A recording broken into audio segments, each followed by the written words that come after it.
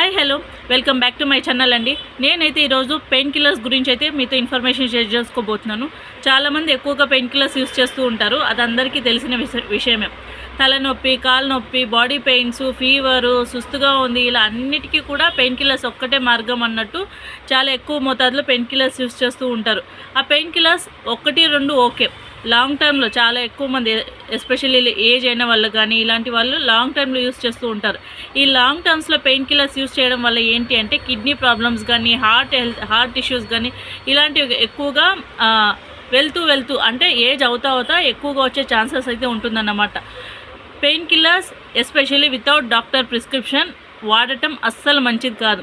ఏదైనా ప్రాబ్లం ఉంది అంటే డాక్టర్ని కన్సల్ట్ అయితే మనకి ఏ పార్ట్లో ప్రాబ్లం ఉంది, ఆ ప్రాబ్లం, ఆ నొప్పి ఎందువల్ల వచ్చింది, ఇదన్నీ కూడా నీట్గా చెక్ చేసి డాక్టర్ దానికి తగిన డోస్ మాత్రమే ప్రిస్క్రైబ్ చేయడం జరుగుతూ ఉంటుంది. కాబట్టి దానివల్ల మంచి అయితే జరుగుతుంది, పెయిన్ కిల్లర్స్ వల్ల పెయిన్ అయితే తగ్గుతుంది. అలా కాదు మెడికల్ షాప్స్లోకి వెళ్ళి డైరెక్ట్గా ఆ పెయిన్ ఉంది ఈ పెయిన్ ఉంది డైరెక్ట్గా ట్యాబ్లెట్స్ మింగడం వల్ల ఆ ప్రాబ్లము ఆ సర్టన్ టైం వరకు తగ్గుతుంది, కానీ ఫ్యూచర్లో అంటే పోను దానివల్ల సైడ్ ఎఫెక్ట్స్ ఎక్కువగా ఉంటాయన్నమాట.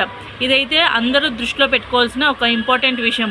లేదండి నేను నార్మల్గా పారాసెటమాల్, అసిక్లోఫెనాకు, నిమ్స్లైడ్, ఐబుప్రోఫెన్, డైక్లోఫెనాకు ఇవే వాడుతున్నాను ఏమి అంటే ఇవి అన్నీ కూడా పెయిన్ కిల్లర్సే. ఇందులో ఏది వాడినా కానీ ఎక్స్టెండెడ్ అంటే సర్టన్ పీరియడ్ కాకుండా ఎక్కువ రోజులు వాడడం వల్ల దీనివల్ల అయితే ప్రాబ్లమ్స్ గ్యారంటీ అందరూ ఫేస్ చేస్తూ ఉంటారు. సో ఇదండి ఇవాళ వీడియో.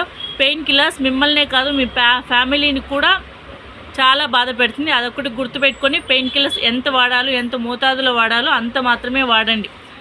సో ఇదండి ఇవాళ video. Thank you so much for watching. Thank you.